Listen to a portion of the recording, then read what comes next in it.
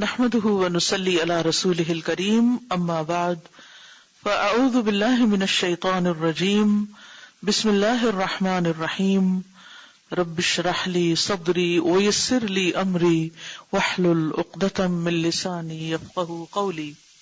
توبہ کی قبولیت کی علامتیں۔ کچھ علامتیں ہیں جو دلالت کرتی ہیں، جو رہنمائی کرتی ہیں توبہ کے درست ہونے پر اور اس کی قبولیت پر۔ یعنی کچھ علامتیں ایسی ہیں جو توبہ کے صحیح اور قبول ہونے کے بارے میں ہمیں رہنمائی دیتی ہیں کہ واقعی کسی شخص کی توبہ قبول ہو چکی ہے، اور وہ چیز ہے جس سے مانوس ہوتا ہے توبہ کرنے والا اور اس پر خوش ہوتا ہے۔ یعنی ان علامات کو دیکھ کر توبہ کرنے والا سکون محسوس کرتا ہے، انس محسوس کرتا ہے، خوشی محسوس کرتا ہے، کیونکہ وہ ان کے واقع ہونے سے جانتا ہے کہ وہ صحیح راستے پر جا رہا ہے۔ یعنی جب کوئی شخص یہ علامات دیکھتا ہے تو وہ خوش ہوتا ہے کہ ہاں میں صحیح کام کر رہا ہوں، صحیح طور پر توبہ کر رہا ہوں اور میری توبہ قبول ہو رہی ہے۔ وہ راستہ جو پہنچاتا ہے یا پہنچانے والا ہے نجات تک اور کامیابی تک قیامت کے دن۔ اور ان علامتوں میں سے نمبر 1 کہ ہو جاتا ہے بندہ توبہ کے بعد بہتر، زیادہ اچھا اس سے جو اس سے پہلے ہوتا ہے۔ یعنی بندے کے حالت میں، اس کی عبادت میں، اس کے اخلاق میں، اس کے کاموں میں بہتری آ جاتی، اس کی زندگی میں امپروومنٹ ہوتی ہے، اس کا وقت اب نیکیوں میں گزرتا ہے۔ اور ہر انسان اس بات کو اپنے نفس میں، اپنے اندر، اپنی ذات میں محسوس کرتا ہے۔ یعنی یہ خوشی انسان خود ہی اپنے اندر محسوس کر سکتا ہے۔ پھر اگر وہ توبہ کے بعد توجہ کرنے والا ہو اللہ کی طرف، عالی ہمت ہو، یعنی اس کی ہمت بڑھ چکی ہو، عزم پختہ ہو چکا ہو، اس کی ڈٹرمینیشن میں اضافہ ہو چکا ہو، تو یہ چیز دلالت کرتی ہے اس کی توبہ کی سچائی پر، اس کے درست ہونے پر اور اس کے قبول ہونے پر۔ یعنی توبہ کرنے کے بعد انسان کے دل کی کیفیت بدلتی ہے، اس کے اندر نیکی کرنے کا شوق پیدا ہو جاتا ہے اور اس کی ہمت بڑھ جاتی ہے۔ پہلے وہ سوچتا ہے کہ میں تو یہ کام کر ہی نہیں سکتا کیونکہ میں تو ایک گناہگار انسان ہوں، یہ کام تو نیک لوگ کرتے ہیں اور بڑے بڑے لوگ کرتے ہیں، میں کیسے کر سکتا ہوں۔ لیکن جب وہ گناہوں سے توبہ کر لیتا ہے تو اس کے اندر ایک خاص قسم کی نیکی کرنے کی قوت آ جاتی، اور پھر اس کا ڈٹرمینیشن اور اس کا ارادہ بھی بڑا پکا ہو جاتا ہے۔ یعنی وہ ڈاواں ڈول نہیں رہتا کیونکہ وہ اپنی چوائس سے ایک نیا راستہ اختیار کرتا ہے۔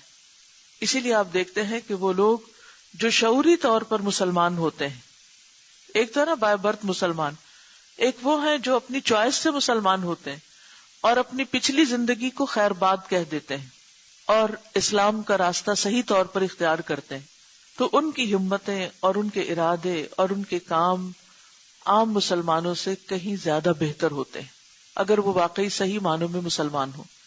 اسی طرح اگر کوئی شخص لا علم تھا، جاہل تھا یا گناہوں کی زندگی بسر کر رہا تھا، لیکن جب اس کو احساس ہوا اور اس نے توبہ کر لی تو اس کے بعد کی زندگی زیادہ پروڈکٹیو ہو جاتی، زیادہ قوی ہو جاتی، فائدے کی ہو جاتی ہے، اپنے لیے بھی اور دوسروں کے لیے بھی۔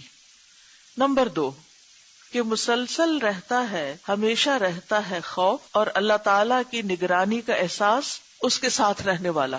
یعنی اس کے دل میں اللہ کا خوف پیدا ہو جاتا ہے اور اس کے دل میں ہر وقت یہ خیال رہتا ہے کہ میرا رب مجھے دیکھ رہا ہے، اس کے دل میں رب کی یاد ہوتی ہے۔ وہ کوئی بھی غلط کام کرنے لگتا ہے تو اس کو یاد آ جاتا ہے فوراً ہی کہ میرا رب مجھے دیکھ رہا ہے۔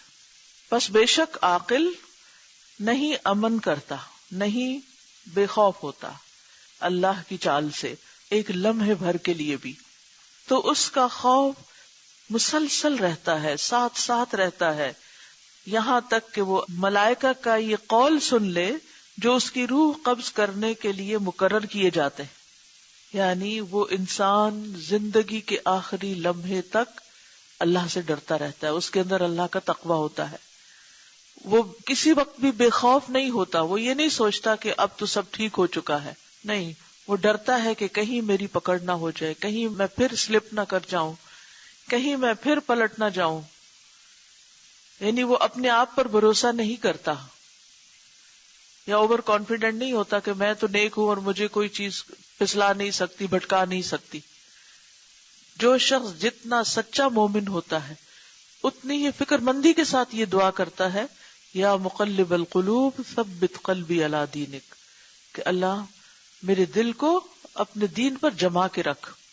تو فرشتوں کا قول، فرشتوں کی بات جو اس کی جان نکالنے کے لیے آتے ہیں، کیا ہوتا ہے؟ اللہ تخافوا ولا تحزنوا وابشروا بالجنۃ التی کنتم توعدون.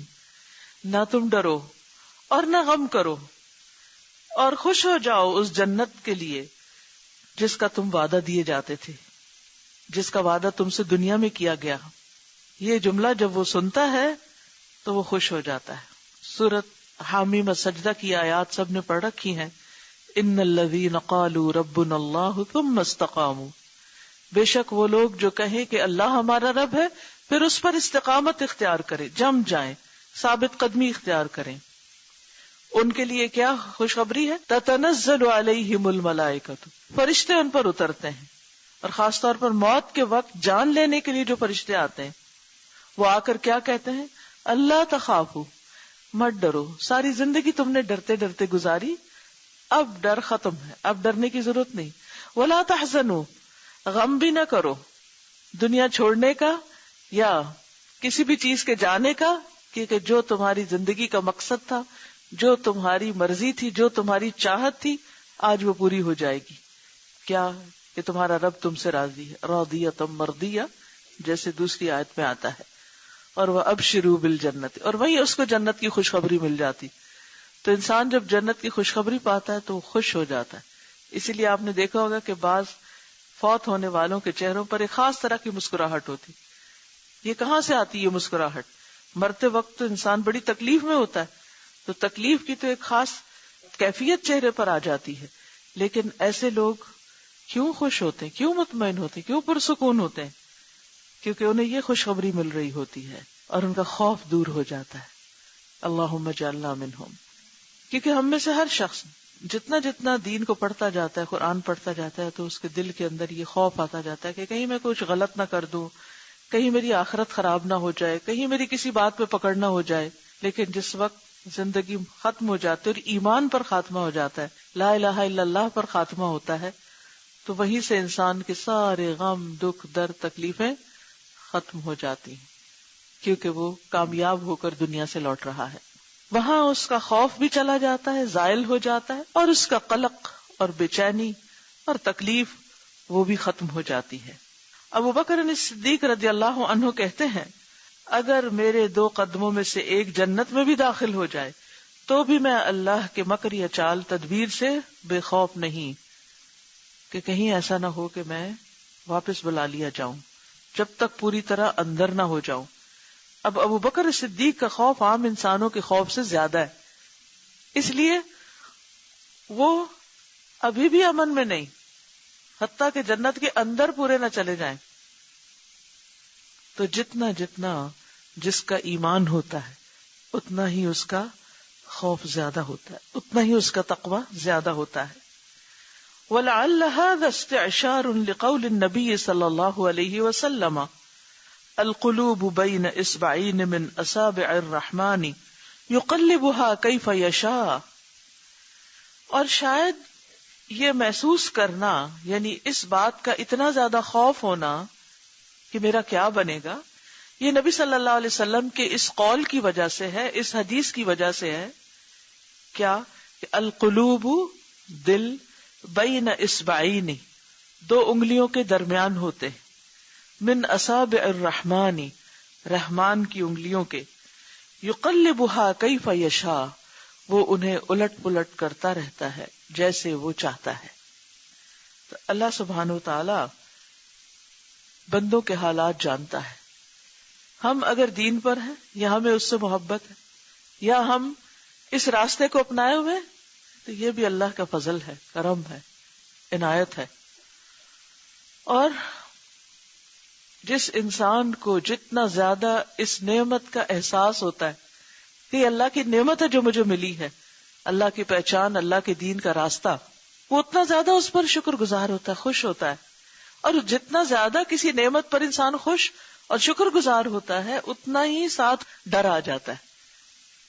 یاد رکھیے کہ نعمت پر خوشی کے برابر ڈر بھی ہوتا ہے کہ کہیں یہ نعمت چھن نہ جائے، یہ نعمت چلی نہ جائے، کہیں اللہ تعالیٰ کی یہ محبت میرے دل سے کم نہ ہو جائے.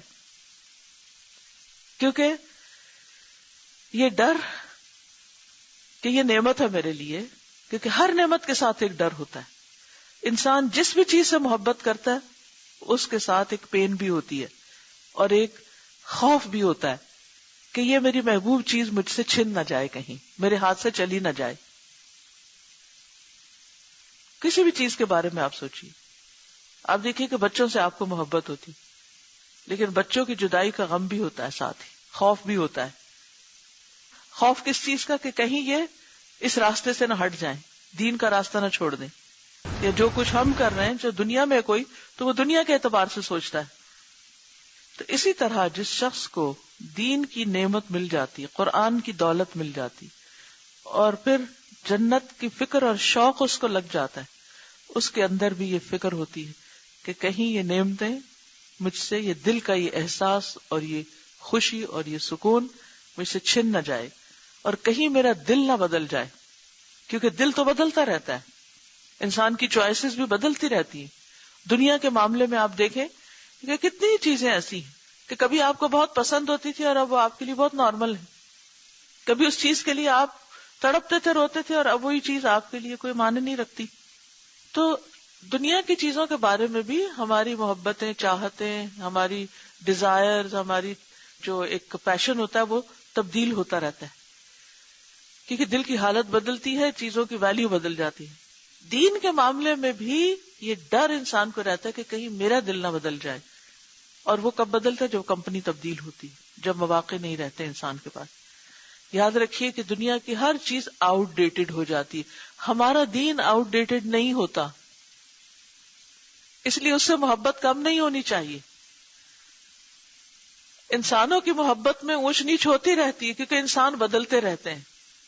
اللہ سبحانہ وتعالیٰ کی ہستی میں کوئی تبدیلی نہیں، اس قرآن میں کوئی چینج نہیں، یہ وہی قرآن ہے. محمد رسول اللہ صلی اللہ علیہ وسلم وہی ہیں، وہی ان کے اخلاق ہیں جس کے ساتھ وہ دنیا سے گئے.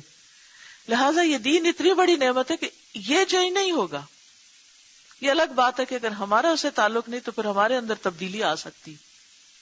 تو ایک تو اس چیز کے ساتھ ہمیں اپنے بارے میں سوچنا چاہیے کہ اگر ہم واقعی چاہتے ہیں کہ ہماری توبہ قبول ہو اور ہم حق کے راستے پر رہیں تو پھر قرآن سے، اللہ کے ذکر کی مجلسوں سے، اللہ والوں سے، دین سے جڑ کے رہیں، تھامے رکھیں ان چیزوں کو. تو پھر انسان کا خوف ذرا کم ہوتا ہے. جیسے آپ دیکھیں اکیلے آپ کہیں پر بھی ہوں تو آپ کو ڈر ہوتا ہے، لیکن آپ ایک گروپ کے اندر ہوتے ہیں چاہے دنیا کے کسی کام میں، تو آپ کو ایک سپورٹ ہوتی ہے، ایک سیکیورٹی کی فیلنگ ہوتی ہے. اسی گھر، اسی بلڈنگ میں آپ اکیلے ہوتے ہیں تو آپ کی فیلنگ اور ہوتی ہے، جب بہت سارے لوگ ہوتے ہیں تو فیلنگ اور ہوتی. اسی جگہ کو آپ لے لیں، اگر رات کے 12 بجے آپ کو یہاں اکیلے بیٹھنا پڑے تو دل کی حالت، وحشت کی حالت کیا ہوگی. تو بالکل اسی طرح جب ہم دین کی مجلسوں کو، ان رونقوں کو، ان روشنیوں کو چھوڑ دیتے تو اندھیروں میں چلے جاتے، اور ان اندھیروں میں بعض اوقات آئسولیشن میں بھی چلے جاتے. کتنے لوگ ایسے کہ جیسے مجلسوں میں شریک ہوتے تھے لیکن پھر اس کے بعد کیا ہوا؟ آہستہ آہستہ آہستہ ان سے دور ہوئے، تنہا ہو گئے، اور پھر وہ اس ڈارکنیس میں چلے گئے، اور پھر اس خوف کا شکار ہو گئے. وہ اللہ سے دوری کا خوف اور آخرت کا بھی فکر تو آتا ہی ہے بندے کو. جس کو ایک دفعہ آخرت کا پتہ چل جائے وہ ٹوٹلی بے خوف تو نہیں ہو سکتا، لیکن اپنے آپ کو ہیلپ لیس اور انسیکیور بھی محسوس کرتا ہے اس کے ساتھ ساتھ. تو اس لیے بہت ضروری ہے کہ انسان اگر توبہ کرتا ہے، ایک نئی زندگی اختیار کرتا ہے، تو اس میں اس کے لیے لائف سپورٹ بھی ہونی چاہیے تاکہ اس کی روح اور اس کا دل مر نہ جائے. سبحانک اللہم و بحمدک، اشہد ان لا الہ الا انت، استغفرک و اتوب الیک. السلام علیکم و رحمۃ اللہ.